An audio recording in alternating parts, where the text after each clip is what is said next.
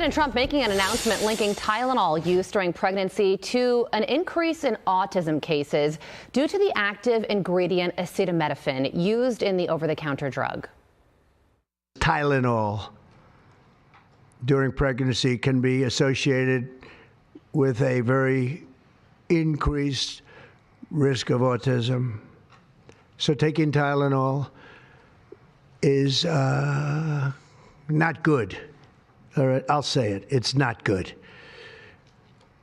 For this reason, they are strongly recommending that women limit Tylenol use during pregnancy unless medically necessary. Joining me now is special needs advocate and the parent of an autistic child, John Featherston, and cardiologist and internal medicine physician, Dr. Pyle Coley. Good morning to you both. Thank you both so much for joining us. Doctor, I'll start with you. What do you think about the president's announcement yesterday?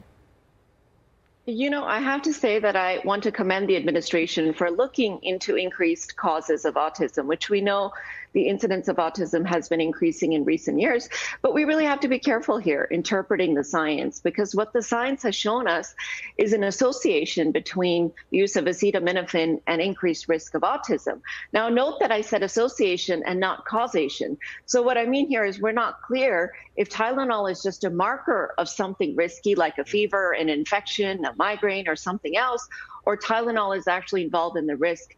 And the challenge here really comes from the fact that it's hard to study pregnant women because it's not ethical to randomize them, which is what would establish causation. So there's certainly a link there, but I think we need a lot more science to figure out exactly what the nature of that link is. John, as a parent, what are your thoughts on this? You know, good morning, Carly. I'm just thankful after 27 years of my family dealing with autism, we're able to have this conversation. And I think this conversation will lead to positive developments in this thing, because, you know, little kids with autism grow up to be adults with autism, and they fight, you know, this battle for the rest of their life: transportation, housing, job stability. I'm just thankful for the opportunity that we can talk about this on the national scale this morning. Dr. Coley, the parent company of Tylenol has rejected the claims made by the Trump administration, saying, "We believe independent sound science clearly shows that taking acetaminophen does not cause autism, and are deeply concerned with the health risk this poses for expecting mothers. The facts are that over a decade of rigorous research endorsed by leading medical professionals and global health regulators confirms there is no credible evidence linking acetaminophen to autism." And one of those studies was conducted just last year. It covered nearly 2.5 million births in Sweden, and it found no increased autism risk when exposing children to acetaminophen in the womb. So, doctor, with that in mind, where do we go from here?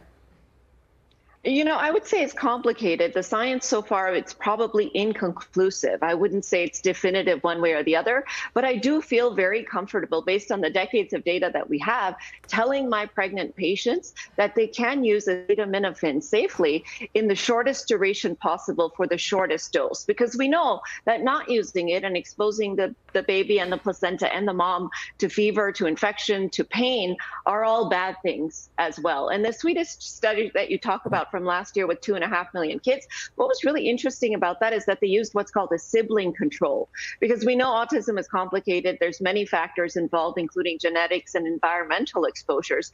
So they compared two siblings in the same family, same parents, presumably same environmental exposures, and one got exposed to Tylenol, one didn't, and then looked to see if there was a difference. So I think the science is still evolving, but in the meantime, the American College of Obstetrics and Gynecology, the Autism Science Foundation, many others say we don't want women to be afraid of using Tylenol, because the pain, the fever, the infection, that could also be harmful for the baby as well. John, are you hopeful that with this level of attention and focus, that real progress can be made?